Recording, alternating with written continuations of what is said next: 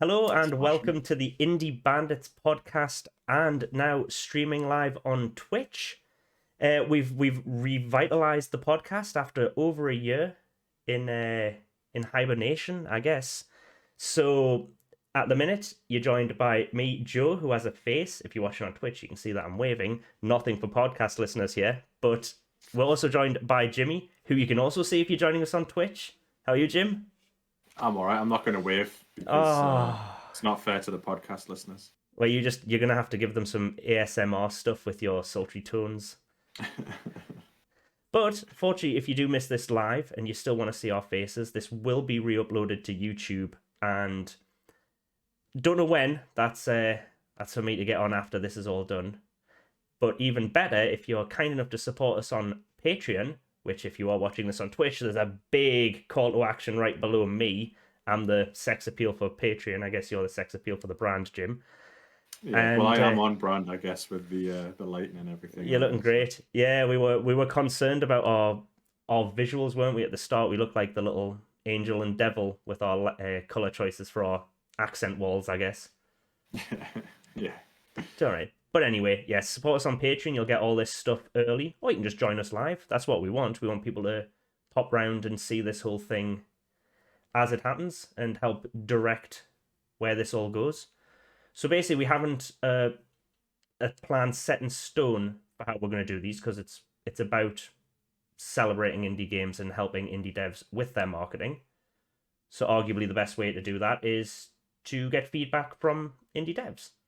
So with that in mind, I thought we'd just say who we are, what we do, and then we'll get into the nitty gritty of what we've done and how it can help you market your indie game.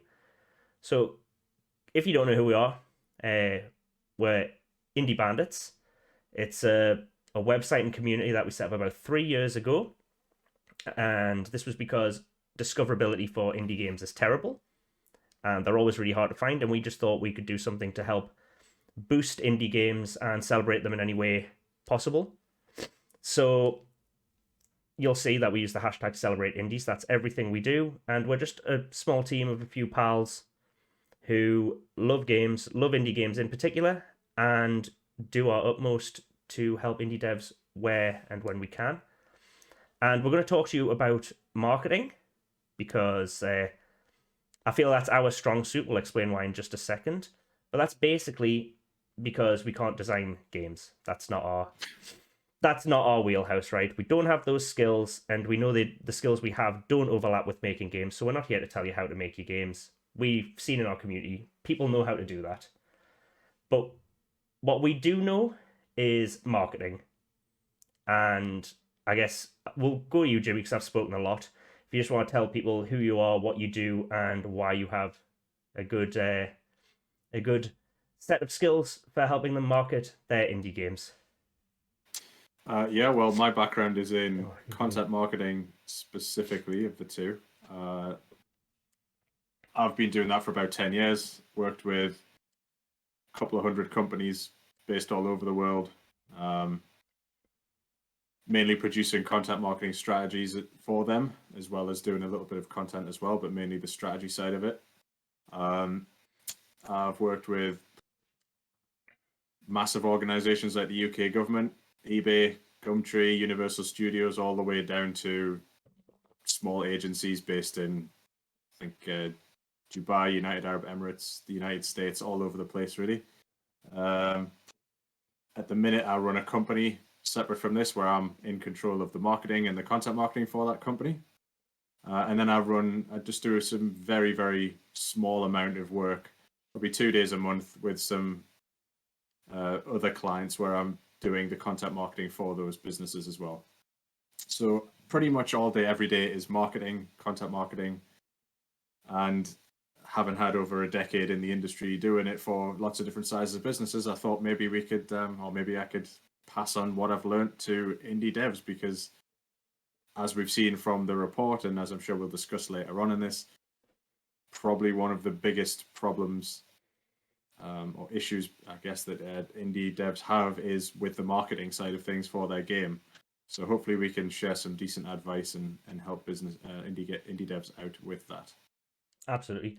And you touched on a good point. You talking about strategy. It should be noted for people who don't know, and you should. Why would you know? Because it's our internal affairs, I guess. But Jimmy is responsible for a lot of the smart business ideas that come out of Indie Bandits. So when there's new initiatives and the likes, it's often Jimmy's ideas. Though I get far more credit than I'm worth since I do all the socials on Indie Bandits. So everyone thinks it's just me faffing around, and I'm like, no, I just answer the messages. But that doesn't mean I'm wholly useless. I should mention that for about the same time, I mean, we're the same age, we know each other from school. So I, during the day, when I've got me Clark Kent glasses on and I'm not indie indie bandit superhero Joe, I'm a translator and a copywriter. So for the last 10 years, whilst you said you were doing the strategy, I'm the poor sap who does all the content when a strategy gets handed down. I'm there in the, I guess, the marketing trenches, working away at putting the words together. Be them in well, they're always in English for me, but they don't always come from English. That's the deal. My undergraduate degree was in marketing, and I specialized in marketing and business texts. So when it comes to putting words together with a marketing slant, I've done that for a best part of a decade, and this is why we feel that we're probably in a good position to offer some advice to devs, because all the devs I've spoken to through the Indie Bandits community mention they don't have any marketing skills. They've never studied marketing, they've never worked in it, and that's absolutely fine. But when it comes to marketing an indie game, these are useful skills that you might want to have, and we have them. So if you've made a game, we can hopefully help with some advice on how to market it. And I think we'll start at the very core and the basics. The idea is that these sessions will be very fundamental. So, we're not at all attempting to be condescending. We'll start everyone, I think, square one is the best place to start. And then as we go on, hopefully that this will be something that people can maybe go back to, look at the old videos, look at the old sessions, and then, jump in where you feel you're ready. So if after we've done this for a while, we will be moving on to more advanced things, but you can always go back and find content where we have covered something more basic or jump ahead to where we're at. So that's us. We've if you follow us on Twitter, you might have seen we were pretty insistent on doing some polls towards the end of last year. And we did this because we wanted to find out more about our community and the sort of the challenges faced by indie devs. This again, credit to Jimmy. This is one of his great ideas brought over from content marketing. I guess this is a sort of know thine enemy, isn't it? Know what you're dealing with. Much. Yeah. And we're in the closing stages of getting this all put together, and we've got the data. We've done some analysis, and the idea is we'll put this report out with the raw data so that everyone can see it.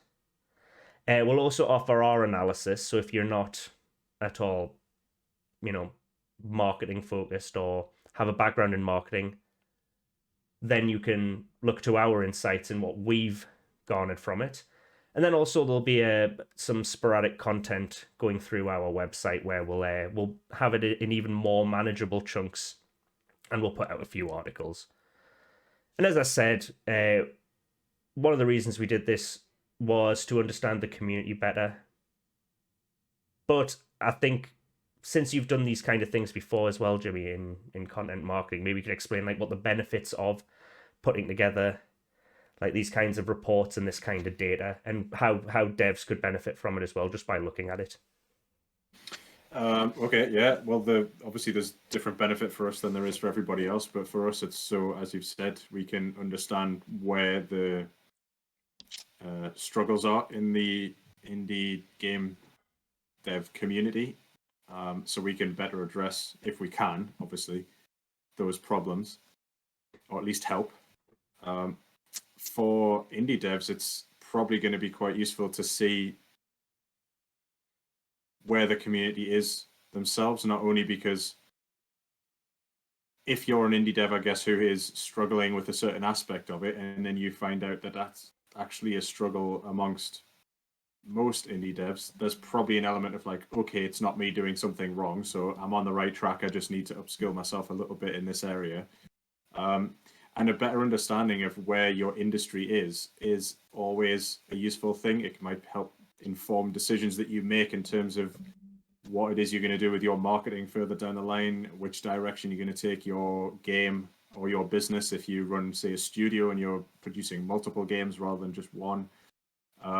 It's going to be useful for all sorts of different things. In any industry, the state of the industry reports that come out every year are always worth the time and effort to read and digest and interpret in your own way as well. Obviously, we've got our way of interpreting it, but it's not necessarily the correct way. You will have a different way of interpreting it. And then, you can use that information, which is just raw data, it's not opinion, to come up with your own ideas of what you want to do with your game. And I guess just better understand what your fellow indie devs are struggling with as well. Absolutely. Well, and there's, in the kind of ethos of what we do, is that personally I don't believe that, one, that everyone's success is measured in the same way, that everyone has the same goals, or that what is right for one project may not be right for another. So whilst we do offer insights in what we've found, keep in mind that these have to be very, very generalized and not necessarily like a one size fits all solution. Like this is one of the things with marketing, and we'll get to this onto this later. But the thing is with marketing, and like every complex problem we face, it's very nuanced and there's never a simple solution, and it's a lot of getting a lot of little things right, and I think that adds to the whole of what will work. There are devs who are hoping for something that will be easy, and sadly it's not. Indie game marketing is probably as complex as indie game development. If you're making a game, you know that it doesn't just work with a quick fix. There is no quick fix, and I think we found some. We almost found more problems than solutions by doing this, but by knowing that there are such problems, it's probably easier to tackle the behemoth that is marketing indie games. Yeah, definitely. And I did note here that we had a hunch that there wasn't enough marketing going on and felt more information was needed, and I think we do have that now. Now this isn't obviously. I have to caveat that the information we have is from our community. So if you're in our community, absolutely great. This is not a global view of indie game development and the marketing going on, but I think it's very applicable to the people in our community because that was who we asked. And it was several hundred people. Potentially more. I don't have the exact numbers. You're not talking about like 5 people here. You're talking about a fairly big selection of indie game developers. So the data would the sample size is reasonably big. Oh yeah, we had a I think for some of the polls we're talking hundreds and thousands. Some of them did really well. Some of them really like resonated with the community, and everyone wanted to voice their opinion, and not just on the answers on the polls, but actually like commenting, and some of the insights we got just from reading what people had to say about these things was incredibly valuable to us as well. Yeah. So let's move on to this report and some of the first things we found. So we kind of broke the questions down into various sections about all the question words, really, like why we make games, how we make them, how we market them, how we sell them, and basically how well they sell. That they were the kind of key areas we wanted to look into. And I mean, the first place to start was, why do we make games? Obviously not us personally, as we said, that's not our wheelhouse. But we leave that to all the talented devs in our community. But what we wanted to know from the community is how serious they were about making indie games, and whether or not they have any kind of aspirations for the future with their game dev. So if they are hobbyists, do they want that to be something, that becomes a full-time job? Because obviously there's no problem in being a hobbyist. If you want to make games for the sheer fun of it, that's fine, and your success will be measured differently to those who have actual like economic aspirations with their games. Obviously, marketing advice is mainly for those who want to market and sell their game. If you don't want to market and sell your game and it's just something because you want to learn some skills, then you don't technically need to listen to us about any marketing stuff. You can, measure success in making and playing a game you made.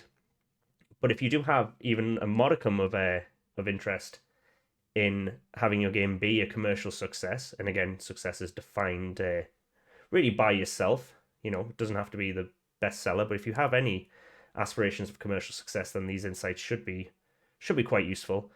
And what we found is our community has basically a pretty even split of hobbyists and devs, which I would say are, I can't say amateur, but I mean amateur with professional aspirations or professional. We have 50-50. Trying to make money from a game. Absolutely. So amateurs looking to become professional, and amateurs with, at least in their own words, not any interest in making them professionally. So we found 55% of those polled wanted just to make games for fun, which is fine. But to the remaining 45%, this is where, these insights should hopefully become very useful, and you should take these on board, because we'll get into these in a bit, the reasons behind what they're doing and what we found they're doing. So we kind of, with those numbers in mind, the 55 and 45, we kind of felt that what you'd want to assume for later questions would reflect that percentage. And I think one of the key things we found is that they didn't. I feel I haven't got that wrong, have I, Jim? I feel we. No, I think we were going into it expecting to see that, and this is not a judgment; it's just an expectation based on what we saw through the conversations with people in the community. But we were expecting to see that certain aspects of the marketing side of things were left unfulfilled, I guess. Despite the fact that, as you've said, almost half of the people that we polled are building a game for commercial reasons. Yeah, it felt that there should be, that the marketing and business side of game development would have been done with more earnest, or seriousness isn't entirely just done fair. At all. Or just done. Yes, there were a few moments of disappointment. I think I'd have to say there were moments where I was hoping that, because I man the socials, I see a lot of like excellent looking games, and I'd hoped that the marketing efforts would have been matched with the passion they have for making the games, and that's a recurring theme I think that we'll see.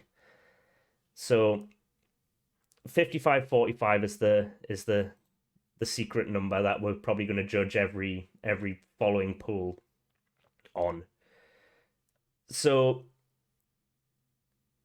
we asked who they were, and we had that 55-45 split, and then we kind of asked how they were putting their games together. So we had their motivations and their raison d'etre, and that informed like all the following questions and polls and our kind of preconceived notions of how we felt they would be answered.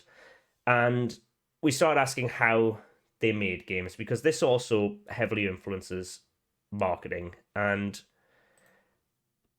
as you can imagine, we asked questions about the sizes of their teams, whether they had any kind of background in marketing, because this will also explain why they're not doing as marketing, and whether they're working with a publisher or marketing professionals, and questions like whether they have a budget, or whether they have a budget for marketing, which is again huge questions and will directly influence your your marketing efforts. I mean, not all marketing is free. Actually, very little marketing is free. But these questions on budget I felt were quite important. So we had a look at the team sizes, and basically we have a lot of solo devs, which is I guess you'd feel was expected with how many are making for fun. I think. Don't know if you disagree with here, James, but I don't see why we would, because I'm almost always right.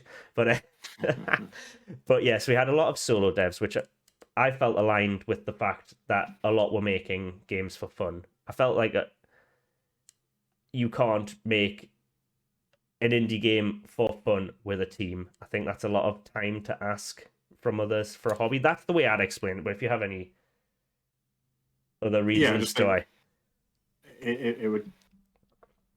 If it's just for fun, it's like it's a passion project, isn't it? And no one's going to be more passionate about that project than you are.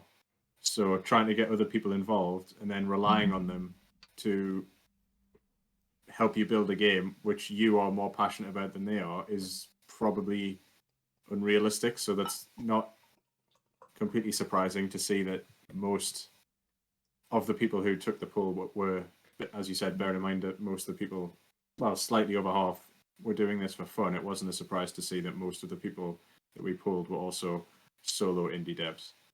That tracks pretty well. But there was a fair number of people that are solo indie devs and are trying to build a commercial product there as well. Absolutely. The other thing which this threw out as well was the debate about what is and isn't an independent developer. Oh, yes. Because obviously a lot of people think that indie dev means solo dev. I would argue no. And this obviously proved that, because we've had several percentage of people who were doing, I think it was a 2 to 9 and then 10 plus. There was actually a small percentage of people who have more than 10 people in their team, but are still classified as an independent developer. So I think that should put that argument to bed. I don't think there is any real leg to stand on when it comes to the independent developer means solo developer argument. Oh yeah, there was a lot of in the polls when we were asking about team sizes, is where we had some really good engagement and some good insights from respondents. I mean, what constitutes an indie game will this is one of those arguments that'll go on for forever, because there is no hard and fast definition of it, but we've always done it in a kind of way as if you, it's kind of for a self-identification. If you say you're indie, then you're welcome with us. We'll celebrate your game. We're not here to gatekeep. We're here to celebrate indies. So if you think you qualify, then we are completely on board with that. And it was the question, the biggest question that kind of sparked this was when we were asking about publisher. And obviously the origin of indies stretches back to working independently of a publisher, because this was something that came about with digital distribution, when game devs no longer had to have a publisher, because previously you had to have a publisher because they would put your game in the cartridge or on the disc or yada yada yada. This wasn't something that could be done independently. And also with the advent of more accessible game engines as well. Like these weren't things that were available to most in-house devs. You had to make your own game engine for every game you made. But when we asked people, obviously this is something they felt very very passionate about. There was a lot of devs kind of they wear the indie banner. I guess they fly the indie flag or whatever very proudly, and obviously sometimes when you identify with a community or a cause very strongly, that does mean you try and naturally, just to protect the stock of your identity, that does lead to some gatekeeping. So obviously we did have some people saying X and Y isn't indie, but Z is, and this isn't, and this is. And when that came to publishers, some were very hard line on the opinion that any working with a publisher means you're not indie. Um, I've sort of found that there are what I would classify as indie publishers. So this is a whole new thing. I think a business model that didn't necessarily exist when publishers were essential. But I think now there are indie publishers who, and we'll get into this probably in later clinics, this isn't one for today, but there are indie publishers who help with marketing without necessarily taking the full publishing effort under it, like in-house under their roof. It's not it's not always necessary for them to do a full publishing job. Sometimes there's a lot that offer like very like a la carte marketing solutions for devs, which I think is something that any indie dev looking to publish their game and struggling with marketing should look into. I think it's seek experts, I think would be the take home from all of this. We won't tell you how to make a game, we'll tell you what we know. There are other marketing experts out there as well that I would suggest would be worth looking into if you are just completely overwhelmed by marketing. Like, look out for resources and professionals and businesses that will help you publish a game and refine that game and make it a viable product without necessarily running the show, which is what a lot of people had concerns about when questioned about publishers. They didn't trust them. And that's a fair point. I think if you've read a lot of bad stories, or you know someone who's gone through a dodgy relationship with a publisher, or maybe you've been through it yourself, I can totally understand why you would be wary of them. But there are bad actors in every single industry, and there are good as well. So you just find the publishers that are reputable and trustworthy, and you work with them. And to come back to the what is indie and what is not. It's indie developer. Like, is the development of the game independent of any other company? Then you're indie, as far as I'm concerned. If you've built that game yourself, then whether that's a studio of 20 people or one, then you're an independent game developer. Now, whether or not you choose to get help to get people to see that game and buy that game because publishers have access to larger audiences and expertise and programs and other ways of getting your game in front of the people that you want to see that game and buy that game, that's a separate issue, but I don't think one that compromises the nature of indie games. I think it's still an indie game. You're just paying, or someone is helping you get that game in front of people. They're not developing the game. They've had no creative input into how the game is built or played. They're helping you sell it, as far as I'm aware. Well, even if they have creative input, like, it might be useful. There's a lot of things. It might be, but then consider. I think maybe you are stepping out of indie game, because then that's like game by committee, isn't it? Whether that's one other person who's not in your studio, or there's a potential, I guess, for the argument to stand there. Absolutely. But if that publisher is just helping you literally take what you've created and put it in front of people and sell it, then I don't see anything wrong with that. And if you are trying to make money from a game, then, as you've just pointed out before, you have to take all the help that you can get to get people to see it and buy it. Otherwise, it's going to sit on the shelf and people won't see it. And I mean, how could they? There's like a ton of noise out there. How are they ever going to find your game without help? And if you can't do that yourself, and spoiler alert, we found out a lot of people can't do it themselves because they don't have the expertise or the time, which is a fair argument, then you are going to have to get somebody else to help you. There's no other way around this. You can't sit there crossing your fingers and hoping 10,000 people are going to find your game and buy it. It's just not going to happen. So working with publishers, I just think, is, for a lot of indie game developers, based on the data that we've seen, is a sensible decision if you want people to see and buy your game.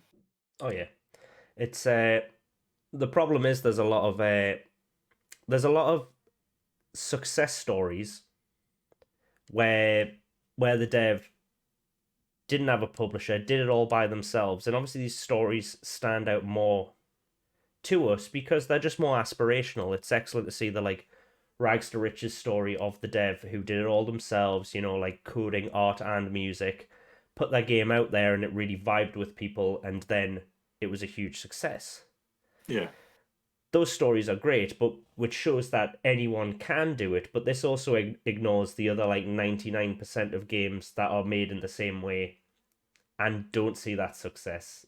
You know, Yeah. it's sort of there's a bias towards leaning into these stories because they are, you know, they are aspirational and they can serve as like a good like source of inspiration, you know, when you're struggling through your development. But it's also it's a kind of crutch that you don't want to lean back on because sadly you can't. It's not the what I call the field of dreams approach to But yeah, but making a I product. think as well, a lot of those stories, as good as they are to read, as you said, totally agree. It's great to hear about those success stories.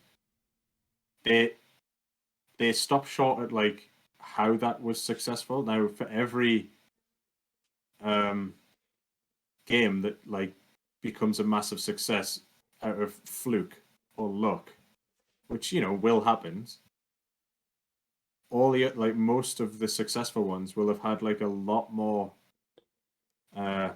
lot more like what you would classify as like business admin around it Yes.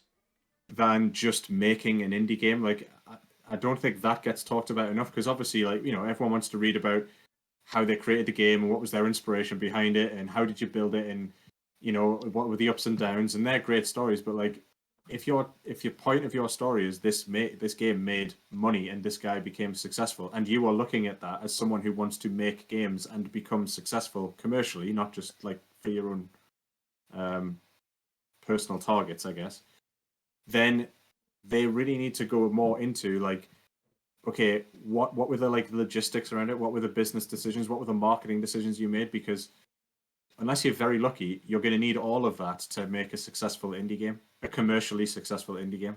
Yeah. And there's just no way around that. So it'd be great to see more content in the indie game world that actually goes into that depth, because I think a lot of people who are building their own game or who want to build their own game will come at it in a different way if they know what's required up front, rather than sort of halfway through a project be like, oh yeah, I'm supposed to do some marketing now, aren't I? Yeah, that's right. I need people to actually see my game. All right, okay, I'll start tweeting. Oh, that's not working. All right, I'll start Facebooking. I'll start a TikTok account. Like knowing up front how difficult it is and all the things you need to have in place before you can, I guess, give it a really good go to make it a commercial success would be a lot more beneficial, I think, than what you typically hear from media within the industry. Absolutely. Well, let's move on to the actual marketing then, because we've seen that our community has a lot of solo devs, uh, basically 50-50 split. I mean, 55-45 are those magic numbers of who is making their game for fun and who has commercial aspirations. So we really want, you know, close to half of them, like giving marketing a good go. And we obviously we asked if they're working with publishers. We found that most weren't, and we also asked them about budgets. And obviously, if there's one thing synonymous with indie games, it's working without a budget. And we found that 70% had no budget for their game. You know, no actual, like, I guess, liquidity or cash. Obviously, their only budget is time, so the only thing they can spend is time on the game. Obviously, you know, we live in a world where there's a lot of free resources, and if you're willing to put in the time, then you can, you know, you can make an indie game because you don't need raw materials. You know, you can make, as long as you put the time into, you know, code, make art assets, make music, or even just find them for freely available, then it is possible. An even higher number, which this is where the discrepancy starts to creep in. So we had 70% with no budget for their game, and we found closer to 77% who had no marketing budget, which says to me that there are those with money to make their game, but not allocating any of it to marketing. Yeah. Which is again where it starts to worry me, because yes, obviously you need to make a good product, but as you said, it will sit on, it doesn't matter how good the product is if it sits on the shelf and nobody sees it and nobody finds out about it. There's a lot of I think there's a lot of overestimation on how effective word of mouth marketing will be, or a kind of snowball effect, or the field of dreams approach, as I called it. The idea that once it gets going and people start talking about it, the marketing will do itself. And this Yeah. kind of and this discrepancy in what we found out about budget, I found quite worrying. And there's a later stat we have on just the overall success that sort of agrees with that. Yeah. I all that stuff is obviously like, I mean, word of mouth is, and referrals are like gold dust in They're any great, form of absolutely. marketing. It's like the best thing you can get, but you often have to build up a head of steam before that can happen, and that means doing your own marketing and trying to get people to talk about what it is you've produced. And unfortunately, to get above the noise, yes, there are lots of free things out there, but to get above the noise on all those free things, I mean, think about how many tweets go out per minute, how many updates on Facebook go out. The fact that organic reach on those platforms has been like, it's almost zero. You have to pay more often than not to get decent results from marketing, and to pay you need a budget. So really, that's one of the things I would stress massively and urge any indie dev that wants to sell their game and have have that be their job, is to consider how marketing is going to fit into your plan, and how you're going to possibly pay for some marketing as well, so that you can over time build up enough people who can then talk about your game, and then rightly tell their friends and tell other people, and maybe you get a few streamers on board and maybe they talk about it, and then it builds up that momentum that can then carry your sales beyond your marketing. But it takes so much effort to get to that, and unless, as I keep coming back to it, yes, there are always stories of companies that have done it on nothing, and someone just created a game and published it, and oh my god, it went wild. But they're so rare. It's like 0.001% of indie game developers will have that story to tell. Everybody else who's made a commercially successful game will have thought about their marketing at some point. They will have probably created a plan. They will be doing it consistently and repeatedly, and they'll probably have some budget for it as well. So, things to really think about if you're planning on building or currently making a game for the end goal of selling it to people, and for it to be your job. Absolutely. I mean, what I will say is that if you don't have money, you don't have money. I completely get that. Of course. Yeah. If you have no budget, then you can't budget for marketing. But if you have a budget, then some of it has to go on marketing. You can't, like you said, you can't as effectively build up a head of steam, or what, in gaming often gets called the hype train or whatever.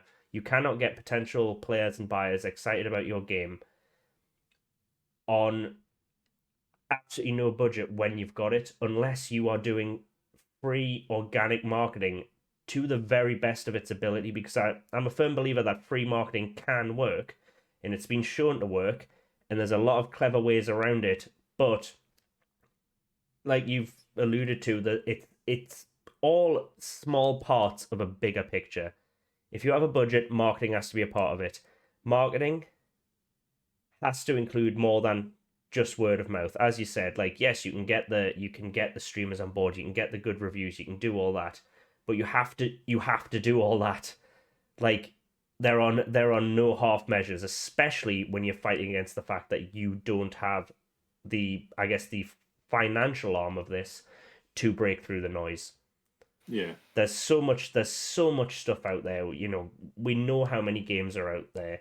We know how many games are put out there every day. We know how noisy every social media platform is. How many people are vying for your attention for one thing or another. As you said, it has to be constant. You have to, yeah, it's relentless. You have to never shut up about your game on on socials, online, whatever.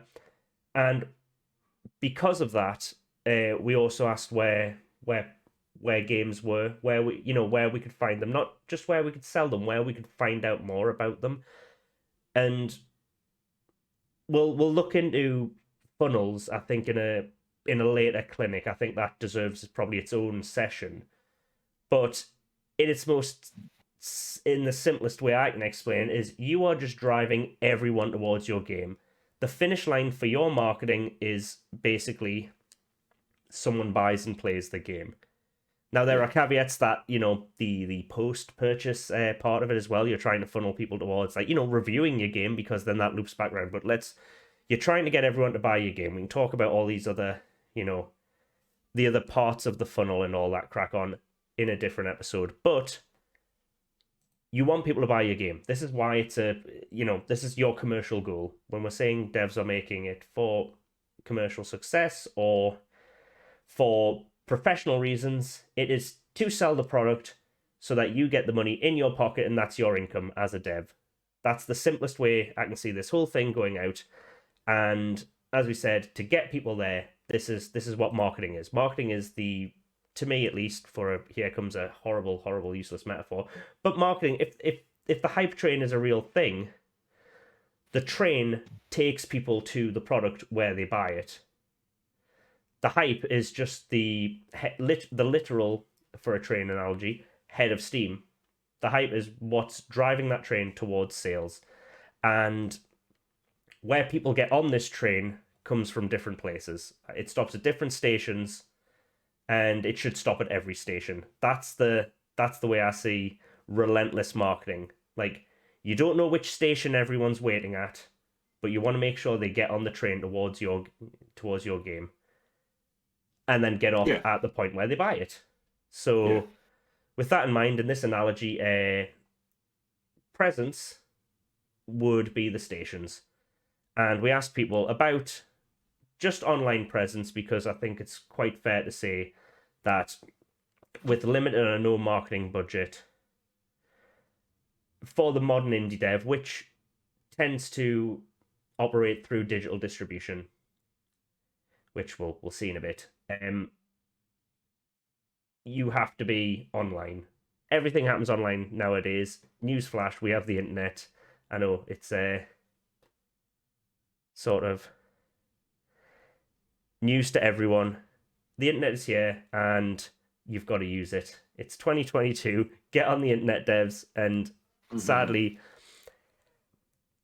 this was some of the saddest reading for me when we went through it. So we've alluded to the idea that given what we found about the aspirations of the devs in our community, the amount of marketing we thought they'd be doing didn't match with the amount of marketing they said they were doing. And that includes online presence. So the first one we asked was, and this is the one that actually worked. Some of the others, it gets less and less. But it's 2022. Do you have a website for your game? And 57% did. That lines up. I mean, obviously, there's no way we can tell if all that overlap works.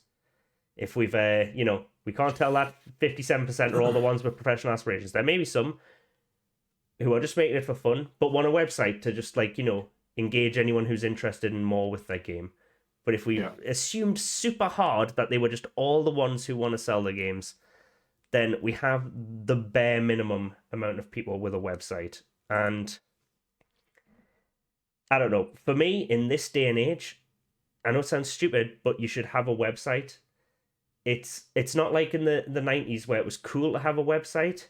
it's almost like part and parcel. Even if you do nothing online, I feel you still have a website. Even if you're like a small local business on the high street, I think you still have a website because that's where people find their information about almost every product now. Well, yeah, because the like consumer behavior when they hear about something, like if you or Archie was to tell me about a game, the first thing I would do is go find out more about that game, and I would probably go find a website. Then I would read about the game. Then if that made me interested, I go, oh, you know what? I'm going to go watch some reviews now, or maybe watch a trailer, and I would go that way. But the very first thing I would do is to go to a website and find out more about that game. Look at some screenshots or read a little bit of blurb about it. The fact that, I mean, as you say, it looks like there's no way of us knowing this, but it looks like it tallies up with the people that are producing a game commercially and the people that are producing a game for fun. Obviously, if you're just doing it for fun, you might not need a website because you're just doing this for your own personal enjoyment. Yeah. Producing the game in itself is the reward, but for those that are producing a game commercially, it's unforgivable to not have a website. It's like 101 before you make the game, make the web before you've written your first line of code for the game, you Just should get have a website. just get a cheeky domain, even if you've got like no budget. Domain names can be picked up for like absolutely nothing. Obviously, don't try and like get Yeah. like a huge, even if it's just like for make a studio. If you can't find the domain name for your game because you've picked some like super common words, which again, that's something that you might want to avoid as well, just for SEO. But we'll have an entire episode on that as well, I'm sure. But you can always just make up a studio with like a stupid name and host the project on there. For me, one of the biggest advantages of indie devs is like their accessibility. This is just this is me anecdotally speaking here, and you get to know the devs. You know who the guys are. It's a smaller team. You're kind of more involved in the process. You can watch a game you're interested in like grow and develop, even if it's not in early access. Just like through this kind of like media, and which would fall under the umbrella of like content marketing, but stuff like devlogs and just regular updates and regular things to show off. You can just have interested parties kind of feeding their hunger for your project until it comes out. This is the kind of head of steam that we were talking to earlier. Just something like that so that you have people who are like looking forward to the day that your game comes out. You'll have a very like probably small but like hardcore fan base who are the ones that don't need the reminder from Steam that an item on their wish list came out, the ones that know the date, the people who have been like singing its praises to all their friends and doing that like word of mouth marketing for you. But you can't create them if they don't have a place to almost like solidify their passion for the project you're making. And to me that happens on your website, not through socials. Socials are there and we'll get them in a bit, but the website is like the home. It's where your product lives. And I don't think a Steam page quite covers it. A storefront No. page, because that's designed for everyone. That's a generic kind of like approach Yeah. to the to displaying the game, and you can use that very effectively as well, and we'll talk about that on another day. But the website needs to be like the home of your games. That's where you can have all the socials. That's where you can have, that's where you can feed through to devlogs, screenshots, videos. Now, these might all be hosted on like different places, but that should be the home and the hub and almost like the very last part of your funnel. This is like the last station before the terminus where they head off to Steam or Itch or, if it's on console, another, storefront and buy it. But this is the last stop. Someone who's on your website should be almost at the point of buying your game, and you can't have that last stop missing. No. And also it's like the age old idea of not building your house on rented land. So you should have a place on the web that you own fully that's to do with your game. Yep. Or your studio, because if you're building your entire audience through a third party platform, and then that third party platform disappears, then you're left with nothing and no way for people to talk to you or engage with you or find out more about your game, you need your own website to own, to sort of like place your flag in the ground. Like, this is Yeah. where you'll find all of our information. Like, those other things, the social media channels and the various other different channels that you'll use to get people to your website, or like the paths that lead to your Yeah. house. But I you prefer need, trains, but yeah. but you need to own that domain. Yep. You need to own that space, so that no matter what happens, there's always somewhere for people to go to find out about who you are, why you're building your game, why they should buy it, anything to do with that. When you get more freedom in it as well, I'd add you can Yeah, like yeah, like you said, it's like it's your property, it's your real estate yeah. in the digital world. You get to choose what color the walls are, like everything, like all the branding and identity for your project can live through that. Mm. And on Steam, you don't necessarily get that because obviously, just on like on an aesthetic side to things, it's still hosted in that like Steam blue. Do you know what I mean? Like, you can't strengthen the identity of your project through Steam because Steam is there for everyone. It's basically what happens when Steam isn't interested in selling your game anymore. We'll talk, again, time for another episode to delve into like the algorithms and stuff like that, but sometimes Steam won't be pushing your game. Steam will be bored of pushing your game. It'll be promoting the new shiny. You might not be getting the reviews or whatever. You can't like Steam doesn't work for you. Steam works for itself. Its job is to sell as many games, and it's indiscriminate in which one it sells. It'll sell whichever game it thinks is most likely to sell. And if you're not the new hotness or the game, it's not going to drive people to your game for you. Yeah. Your And let's web. face it as well, when you're talking about that and a platform where what it's trying to do is to sell as many games as possible, it's going to favor the AAA games. It's going to favor the big players in the industry. So you're not just competing against other indie games in your niche on these platforms. You're competing against like the global giants of the gaming Mhm. industry. So you can't rely on that. It's not Steam's prerogative to sell your game. No, It's their prerogative to sell games, not yours. exactly. And yeah, relying on that is just, it's never a good plan. It's the same with any of the other platforms as well. They don't exist to further your commercial goals. They're there to get people engaging with their platforms, and therefore they pick the most engaging things to promote. Which is why you always want somewhere where, as you've said, you can paint the walls in your own color and you can talk about the things you want to talk about, and make sure all the things you want highlighted are highlighted, and use all these other channels to get people back to that space so that you can talk to them on your terms and not on the terms of the platform and the rules that you've got to abide by for that platform. Yeah, and as I alluded to, and I keep mentioning the funnel. This is the thing. This is like the funnel is like marketing 101. This train, this real estate, the route a potential customer takes towards buying your product. Again, we'll cover this fully in like its own dedicated episode because it deserves it, to be fair. But you almost can't talk about marketing without talking about it, and those stops on the metaphorical hype train towards people buying a product, some of the biggest is social media. Like, you cannot avoid social media. We're very present on social media because we run a community, an online community. And if you're going to be social online, then social media or social networks is how you do it.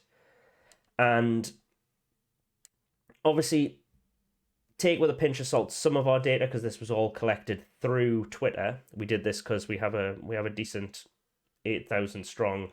Probably it was about 7,000 or so strong following on Twitter when we did these. We did this on Twitter, so there is obviously potentially some bias. We saw the flaws in like asking people about social media use on a social media platform, Yeah. but the numbers weren't great. I would say, for social media, and maybe we're showing our age here, but 60% said they didn't have a Facebook page for their gamer studio, and slightly over 50%, 52% actually, had no Instagram account, and 73% didn't have a TikTok account. Now, we're showing our age here because we're not quite on TikTok yet. We're still working that out. Don't get me wrong, but we know the importance of TikTok, and this is one of our 2022 goals. Work out TikTok, and roll back the clock on our years to work it out, because we know the importance and value of TikTok. Just look at any marketing data for games right now, and even just anecdotally, what I've been seeing is those who are meeting their Kickstarter goals, having great launches, and a lot of the good stuff that indie devs want to have, especially those with professional aspirations. They're on TikTok and they're doing it well. Like, Yeah. TikTok is huge, not just in games, just in everything. And that's the biggest one that number needs to change in our community. Now, I know Facebook is a bit old hat. That's the vibe that Twitter users give you. But there's a lot of social media tribalism as well, I've found. I think people have their preferred social media platform, and that's fine. You know what you like. That's fine. Yeah, that's fine if you're like doing a personal project and you don't care Yes. about selling it, but it's not fine if your goal is to sell the game, because you have to be active on the platforms where the people who are going to buy your game are active. You don't get to make the personal choice in that situation. You have to make the commercial decision, which is, where are our fans? Oh, they're on TikTok, right? We have to have a TikTok account. It's not about, I don't like TikTok. Oh, I don't like that new social media channel. Oh, I think it's really stupid. Doesn't matter. If you're trying to sell your game and that's where everybody is, then you have to go there. There is an element of, in marketing for any product, following the crowd. Mm-hmm. It's not glamorous. It's not edgy to say, but that is what you do. You find out the places where your audience hang out digitally, and then you go and make a presence there, Yep. so that they can find out about you there. So I would say that the bias over preferred social media platforms, if you're trying to build a game to sell commercially, is just it's moot. It's pointless. It doesn't matter what your opinion is. The only thing that matters is the opinion of the people that you're trying to sell your game to. Yeah, which is everyone until you've found an audience.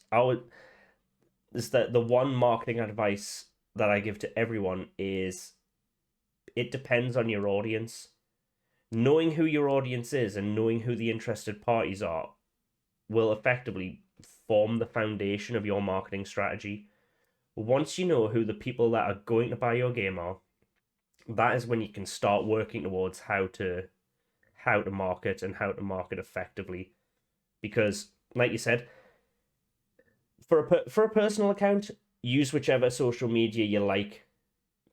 Go to wherever you want to hang out with your pals, online or whatever. But when you're trying to make your game a commercially viable product that can be sold, then look around, see who your audience are, see where the kind of people that would be interested in your game hang out. Like you said, you've got to go where they are in this. I'm going to keep going back to trains, but this metaphorical train. You don't just build a line past the places you like. You've got to build a line past the places that'll pick up the most passengers. You build the line past the places that will pick up people who want to buy your game. You go there and you go hang out. You don't, well, this is a terrible example of saying you don't make beer and go sell it in a church, but beer historically was made by monks, so that's a terrible example. But you get the So you would the if you're in gist. Belgium. Yeah, exactly. If you're a Trappist monk, absolutely. But in any kind of example where that kind of works, don't take a product to a place where people aren't going to buy it. take the product to the communities and places that people are going to buy it, and never assume where those are. No. That's the big one. It's like, I like Twitter, so everyone on Twitter is like me and therefore will like my game, for example. And that's where I like that platform, so my audience is there. Like, no, that might not be the case, unfortunately. Yeah, I mean, It's not as simple as that. well, what I'd add to that is, like, with us, I'd love to know. Well, like, when I look through some of the data for Indie Bandits, it's funny to see where the similarities end between us and our audience. And look, we are very much big jug of milk. We are just like three white guys from the northeast of England, but we set this up and started because we're pals and we know each other from school. But our audience isn't, which is absolutely flipping awesome. I love like seeing like a random hit from a country that I'm like, damn, I'd love to go there, especially since most of our existence has been through the pandemic. But that's fine. Like, if that's where the devs are, that's what we'll do. You know, we'd never done Twitch or any streaming before we started this. We were just I guess in the gaming sphere, a few old blokes who were annoyed at how hard it is to find indie games, and went, let's do something to change that. Yeah. And now you're like, damn, there's people like way younger and way more talent than us making games, and we're discovering they're like awesome games, and we're sat there initially being like, Twitter was the last place I wanted to be. I know you were a fan of Twitter before all of this, but yeah, I like Twitter. but we've lent into Twitter because that's where we're finding our audience. We get a lot of engagement there. We get a lot of engagement on Twitter, but the thing is, we also know that we've done our research. We know TikTok is where stuff's going to happen, so we're going to lean into that. Prepare for some oldish white guys trying to make TikTok content in the upcoming future. It's going to be, as the kids say, cringe. But like the point is that even though like we have an idea and we collect this data and we talk to indie devs, we have an idea of where we think our audience is. Exactly. We're willing to go wherever that is. It's like if we think we can do the most help on Twitter, then we'll do it on Twitter. If we think, we can also add some value if we join TikTok, then we'll do that as well. Yeah. Because the idea behind it is we're trying to serve an audience of people that aren't us. So our biases don't come into it. It's not me I'm making content for, it's for indie devs. So I need to go where they are and produce content in the format they want it in, on the channels they engage with. It's going to be so Steve Buscemi with the skateboard saying, hello, fellow kids, though, isn't it?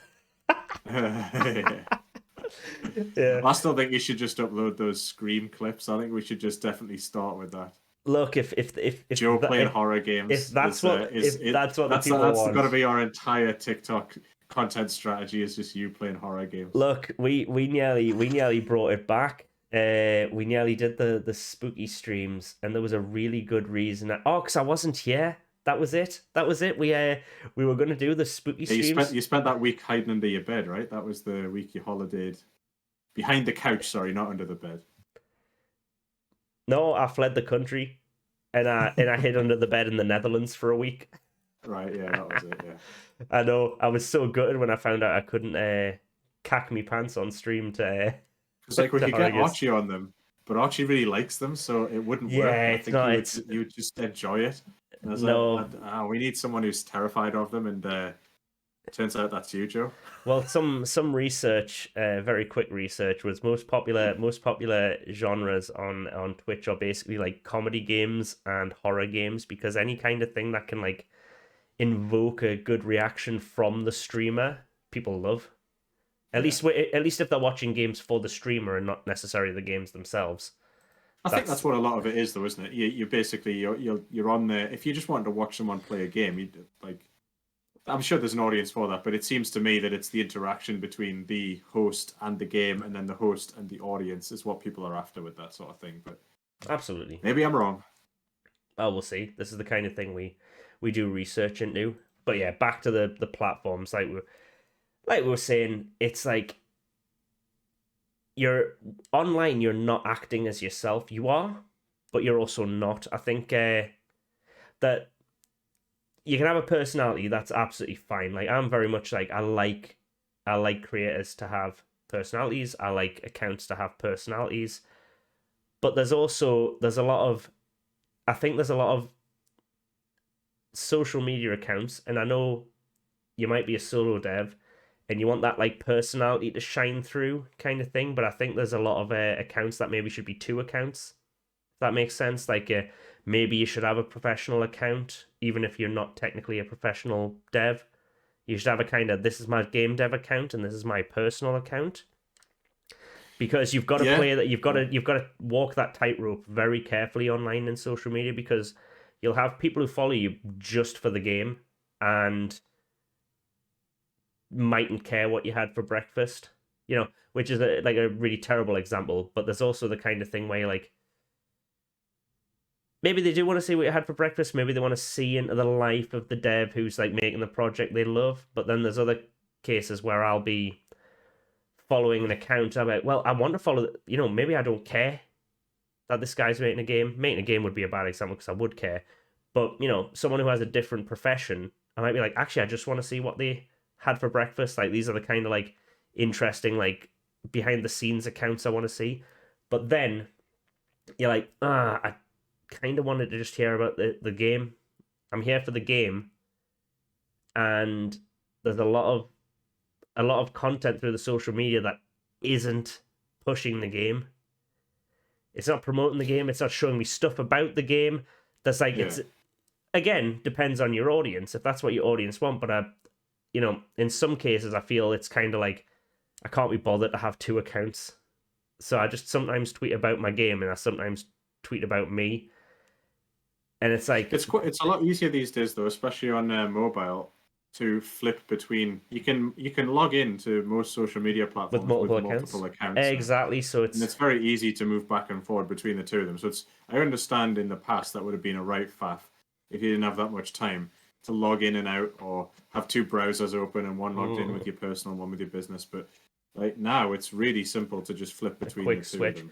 But I think they've So understood that. it shouldn't So be much of a problem.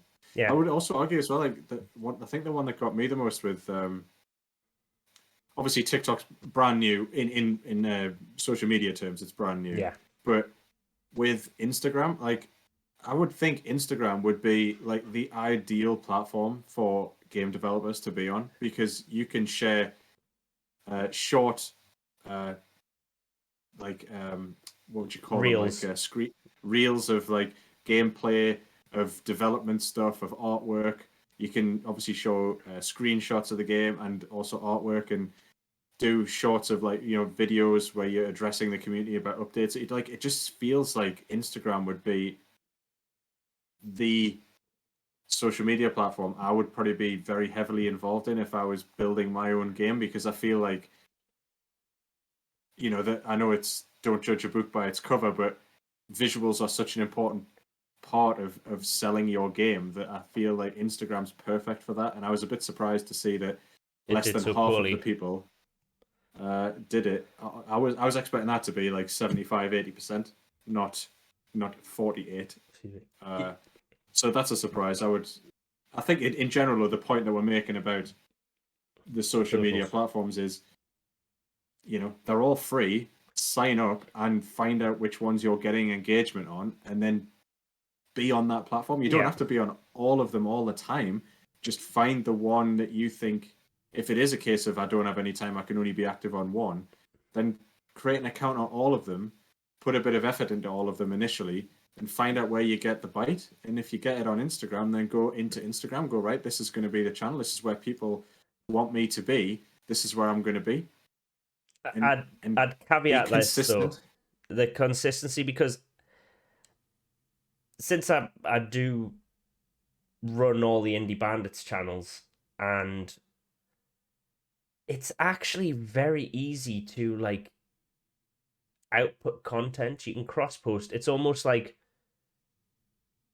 if you're going to post something on one of them, you may as well post it on all of them. I mean, it's better if you have the time. If you had a dedicated socials team, then you would Yeah. alter the content for the channels. But Yeah. I think there's also a lot, like, yes, work out which one is, see where people are. But in some cases, I've heard a lot of stories of I tried and it didn't work. I think different channels have different like bite points. There's traction on different socials Yeah. is very different, because what I've found at least on Twitter is Twitter's very much geared towards the kind of I'm trying not to use an awful euphemism here, but basically a lot of patting each other on the back. That's how the channel, that's how the channel's designed. Retweets is very much just like, well done you, and then that person like retweets you back kind of thing. There's a lot of this like mutual uh camaraderie, which I think looks more like it's that it's working. If that makes sense, it's very easy for something to look like it's performing really well on Twitter, Mm. and it hides sometimes how ineffective it can be is actually driving people towards where you want them to be. Like it's a lot of it like makes a lot of noise, but it doesn't actually on the platform itself, but it doesn't as a marketing tool necessarily drive people as well towards where you want them to go. Like Twitter users like Twitter. From my experience, they like Twitter and they don't like going anywhere else. They like everything being on Twitter. And now this is just speaking for us, but technically, like, though we have the biggest audience on Twitter, click-through rates aren't necessarily better on Twitter, despite the larger audience size, than they are on any other platforms, any other our social media channels. And this is kind of the problem with Twitter, that stuff can look like it's doing better than it actually is, but when you look into the numbers, it's like, oh, I had tons of notifications and loads of people were engaging with my content.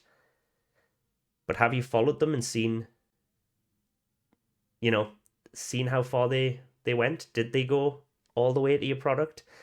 Did they end up wish listing or buying it?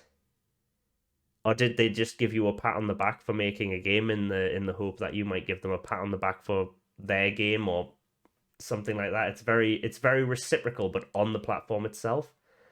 Mm. And something like Instagram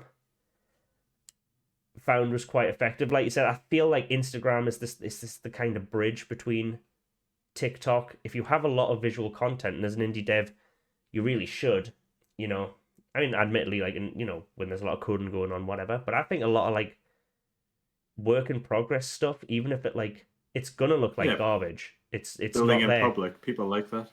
Yeah, and I think Instagram's great for that.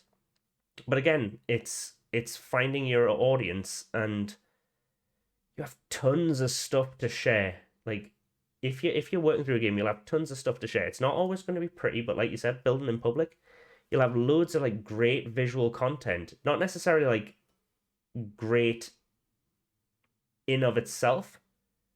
It might just be like gray boxes in a level you're putting together. People like that. People like seeing it. It's how they get, especially if you have an interest in games, especially if you have an interest in indie games. You're probably the kind of person who likes what's going on under the hood, the kind of person who likes to see like why games are made.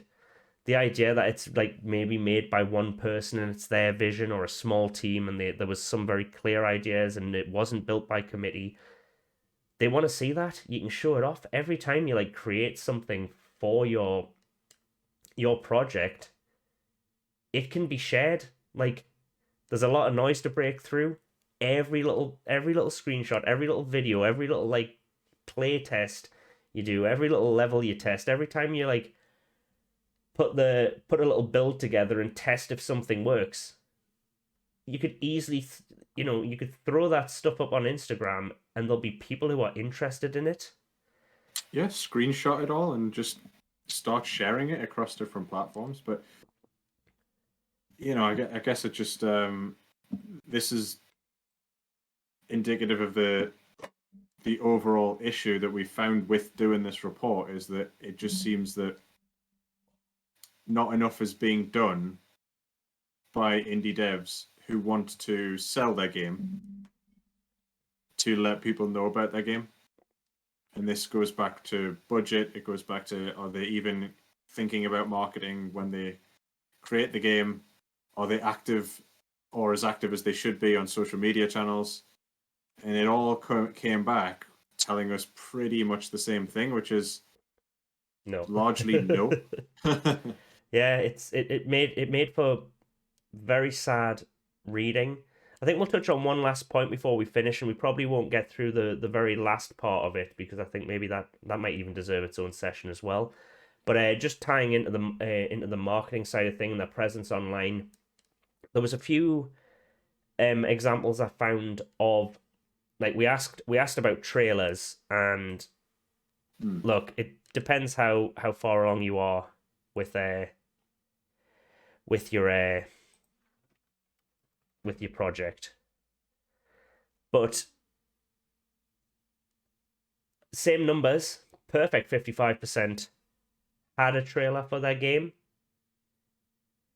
which is fine, but that's only assuming that every 55, that's a perfect overlap, which we know it isn't. So that means there are some making their games for fun who've put together a trailer just to show it off, just for their own self-satisfaction, and that's great. That's cool if you're making a game just for fun, you put together a trailer to show it off. Cool. But if you're making it and hoping to sell it and you haven't put together a trailer, like, again, this is like the website thing for me, like the social things. If you're gonna, this is the foundation of your marketing. This is all part of the the trailer isn't well, I guess the trailer is part of the funnel. It's not necessarily a place you visit, but it's a tool. It's a tool that's going to get people there. I mean, it's just more content. It's more content about your game that's going to drive people to the right place. That place being the purchase. It's bottom of funnel content, isn't it? It's like someone's found out about your game, they're intrigued, they've read an article, they've followed you on Instagram, they've seen some of your screenshots and blah blah blah. They've made their way down the funnel. Then they're, okay, like, I'm actually interested. The last thing you do before you purchase the game, at least in my experience, is you go find a trailer for it. And you go watch and get an idea of, or maybe you watch a review, possibly. You might watch someone play it. But the trailer is one of those end of funnel pieces of content that you need to seal the deal with somebody. Like, you have to have one. It's like having a website. Yeah. You have to have a trailer. I would love to see what the statistics are for indie games that don't have a trailer, how much they sell compared to indie games, like similar indie games or similar sized teams, etc., budgets, all that sort of stuff, that do have a trailer. I would argue that having the trailer and not having the trailer versus not having the trailer, is probably one of the biggest benefits for the team that does have the trailer. Like, that's got to be one of the biggest selling points, is having a trailer for the game. It's like, it's why people go to see movies. Yeah, well, they watch the trailer. Like, oh, that looked really good, I'm going to go watch the film. You do the exact same thing with the game. That game looks cool, I'm gonna go play that game, or at least I'm gonna go do, even like, you're now pushing me further and further down the phone. After watching the trailer, they are even closer to purchasing your game than before. Oh yeah, like, it's you have to have one. It's, well, I think at some point, as we develop this idea, I think it might be worthwhile that we put together a kind of checklist. Like, this is the beginner kit to marketing your game. So you've decided to make an indie game, but you need to start marketing it, like, right from the start. And here's what you need, and that would, like, include the website, sign up the socials, get the domain name. Obviously, you won't be able to have a trailer. That'll have to come later, but that's going to have to be on the... Think about it. This is the checklist. I would argue maybe depending on the type of game, but maybe a two trailer strategy, because you want the Fancy Dan trailer, then you want the gameplay trailer. Like you said, people will check out maybe other people playing it, but if you don't have that and don't have the coverage, then it's not even really a trailer. You need the trailer, and again, like, less is more with this. I see too many trailers for indie games that are like 3 minutes long. I'm like, that's a whole song. I'm like, 30 seconds, even if it's like, 30 seconds to a minute of just like, again, there's a meme doing the rounds as well, where it's like, do not have like a 10-second ident for your studio on your indie game. Like, your studio hasn't made anything yet. That doesn't mean anything to anyone. What people want to just get straight into it. Just do the trailer and give us, like, you don't show us all the features, just give us an idea of like the feel of the game. Vibe. Yeah. I want to just watch it. Oh, that looks cool. Yeah. Like, that's what in your head. And let's just call it what it is. A trailer is an advert. Yeah. Like, it's just, you're basically creating a 30-second to a minute-long advert for your game for anyone who's got that far into researching your game. Just show it off. Essentially, what you're trying to do is provide content at every stage of the funnel. So as people travel down it, and we'll get into the funnel, as Joe said, in like a future episode, but you want to provide touch points at every single stage, so that as someone goes down this journey, which is happening without you holding their hand, like they're doing it themselves in their own time, you need to provide them with touch points all the way down, so that at the end of it, it's an easy decision for them to make the purchase to buy your game. Yeah, you're just getting rid of all their doubts at every step of the way. They're like, I think it looks every good. Little stage, but is it good? Oh, well, here's a video that shows a load of good stuff from it. Looks cool. This is why I would say the gameplay, for me, the gameplay one is really important. Like, the like cinematic trailer sells the vibe. Yeah. Like, I see a cinematic trailer, and maybe that has, that's the kind of thing where you have like text overlays, like explaining the story and saying where it is. And if you had that cool guy off the movies, he'd be like, in a world, that guy. that's what the cinematic sort of trailer is for me. But again, 30 seconds to a minute. I like, get the vibe, big call to action at the end, push me along that funnel. Later on, just at the point of purchase, I'm like, how does it play? I need like 30 seconds, minute. That's ideal. That's like, show me the game playing. Yeah, just show me the game being played. Actually, if I'm super interested, I'll watch a streamer. You can. I mean, the trailer should have that, but it shouldn't. It doesn't. No. You can have like the cinematic trailer, like this is like the one that gets you hyped up. You can also play your own game and record that as a gameplay trailer. Yeah. Like, you don't even have to rely on a streamer doing it initially. Do it yourself. Play your own game and record yourself playing it, so someone can get an idea of how the game feels when you're playing it. Do like a 10-minute run through of the start of the game, or maybe not the start, but like, I don't know, some part of the game. Just be like, okay, just good split sections of showing what the like core gameplay loop is. Like, what will the player be doing? Show that off, because they were like, I'd like to do that.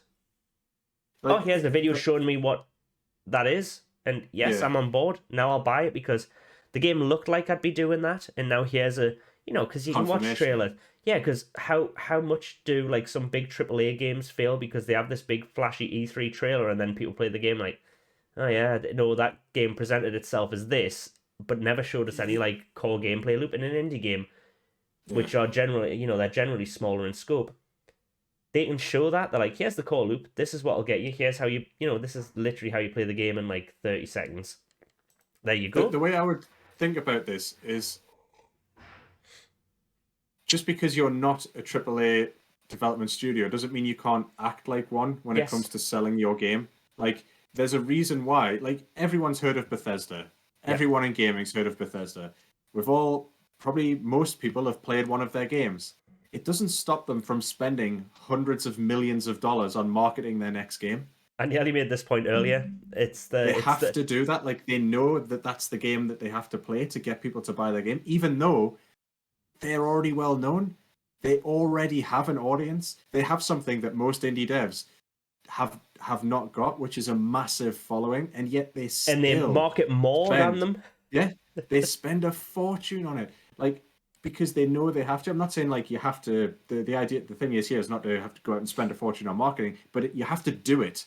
They do marketing even though they already have an audience. So as an indie game developer, by all means have that flexibility and that ability to sort of change and pivot and create independently and have your own vision. By all means, do all that with the game, but act like a AAA studio when it comes to marketing the game if the end goal is to sell your game.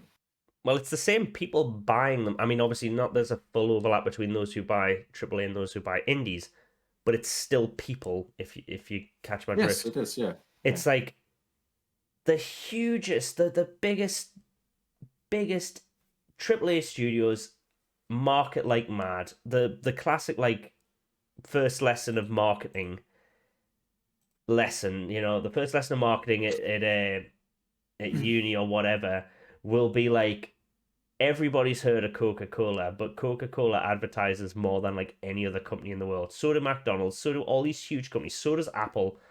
Apple's huge, but you can't avoid their ads. Like their marketing effort is relentless. And these are some of the people that would, you'd think would need the least amount of marketing.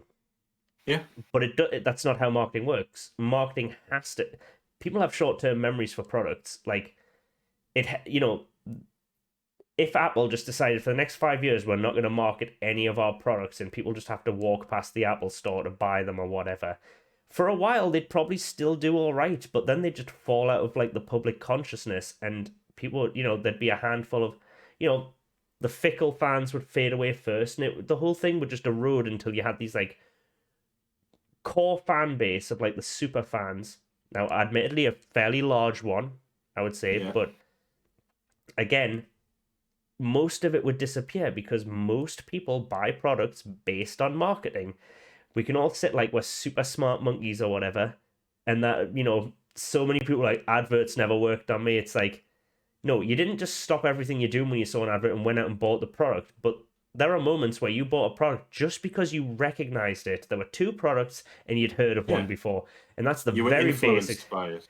You were influenced. You had two products. You go, I've heard of that one before, or someone's told me it was good. Well, you know what? Somewhere along that chain, even if it was word of mouth, and someone said, "I bought this product. It was good. I recommend it."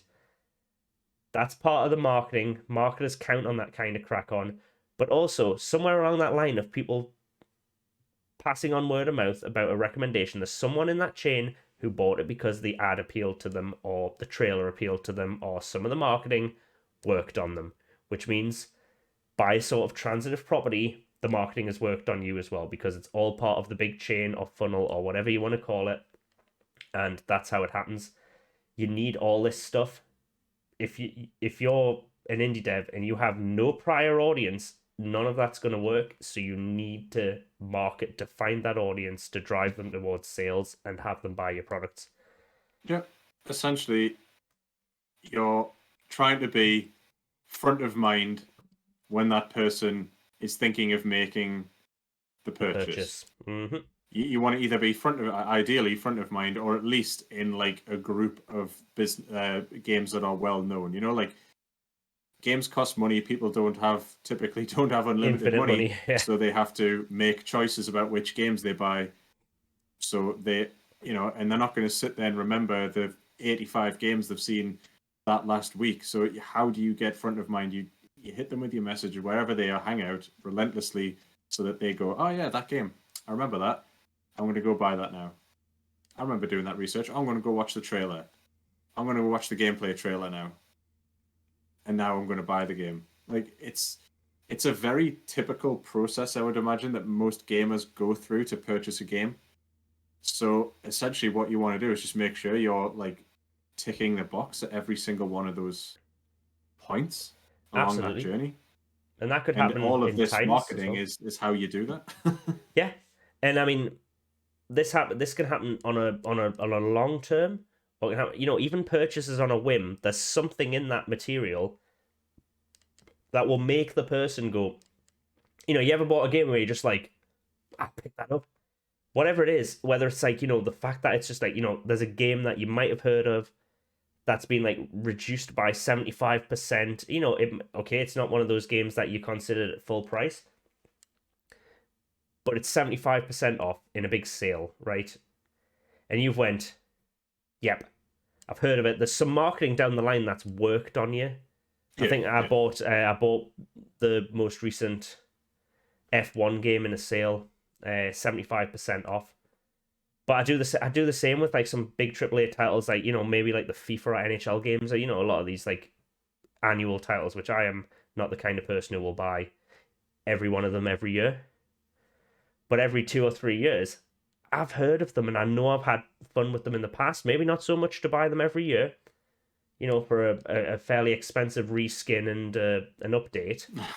Yeah. But once every 2 or 3 years, I'll take a punt on one of these, like a Call of Duty or whatever, when they go in sale, because I know either some of the marketing has been a previous version of the series, which indie devs don't have that luxury. They mightn't always have a previous game. That's the biggest one. How do you convince people to buy your game if you've never made a game before that they've played?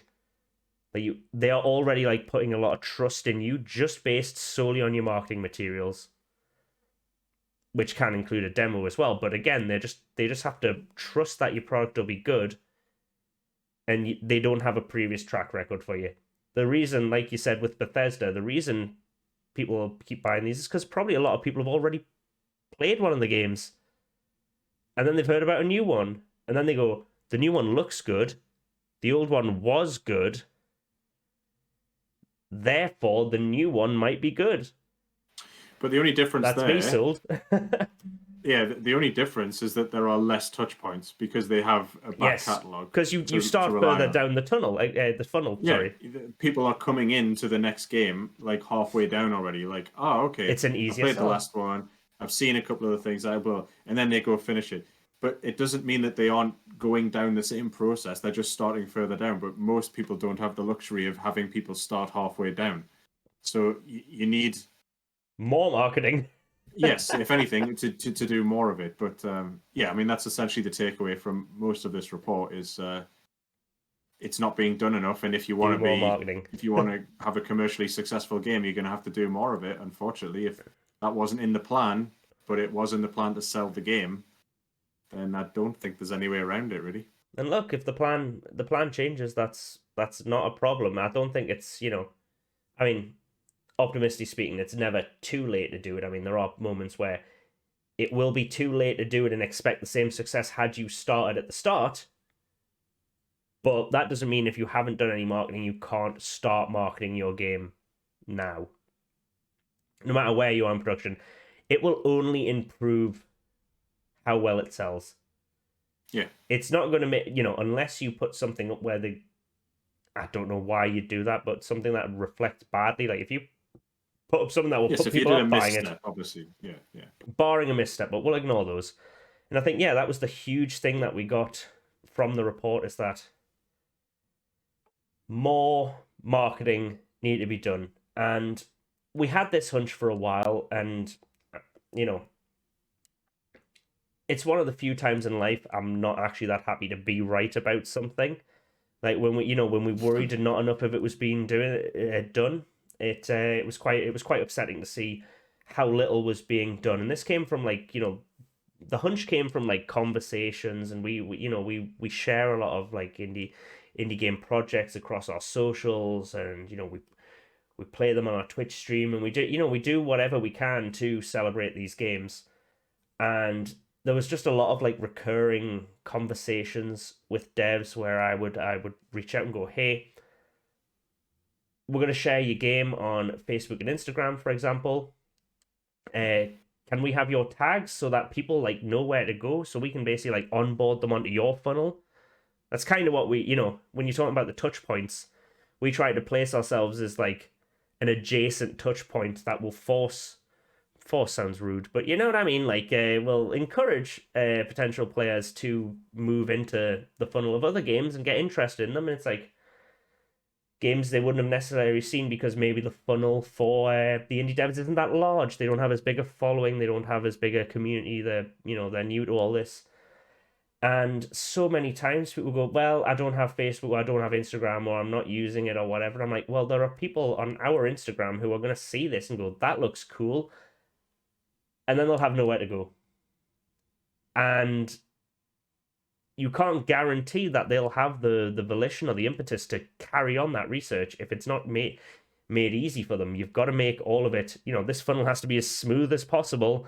They have to just be like, it has to be a big slip and slide. It has to just like direct them as easily and as effort free, because people are lazy. All of us are lazy. We want the trailer right there and then. We want the links on the damn video so we can click straight through. We don't want to have to really look it up. There are some people who will do the research, but generally the rule of thumb is fewer clicks, fewer steps, whatever you can, get people to that bit at the end, and then you're good. And what we found out is people weren't making this journey as easy as possible through marketing. But I guess the takeaway from that is it gave us the impetus to put something like this together, and something that we'll work on to hopefully help people who mightn't necessarily have the skill set or the requisite knowledge to do this. And we thought we'd make it kind of a workshop. We've called it the clinic, but yeah, we'll work on a way that I guess that can help people and help devs to really maximize the potential of the product, which is their games. Yeah. So I guess we've probably banged on enough without delving into something else. But like we said, the take home is marketing's super important. You need to do it. We will be here offering these to help you out with them. And look, if you do want to reach out, we're on all the socials. Bar TikTok, though we did mention that. So you can find us on Facebook, Twitter, Instagram. We've got a YouTube channel. We're here on Twitch streaming live, or we've got the podcast is alive and well if you're listening to us in audio format. And we're happy to help if you need any help with your indie game marketing. What I do prefer to do, because a lot of devs do reach out, is I try to direct them to our Discord, because I think that's a better place to have a discussion, because as willing as I am to throw my knowledge into the ring, I'd rather do it with spectators there, because there's a lot of conversations that happen again and again, and they're the same conversation. So if devs could do that in a more public forum so that other devs could learn from it, that'd be great. This is kind of why we're doing these things, so that instead of having the conversations in private, in DMs, we can do that in a more public way, so that multiple devs can learn at once. Because sadly, we just don't have all the time. People can share what they know as well. Yeah, so it's a community learning, isn't it? It's not just us telling people things, or it's everybody chipping in. Because there's only a certain point at which we become utterly redundant with this, as we don't make indie games. Yeah, we're talking completely from a marketing perspective.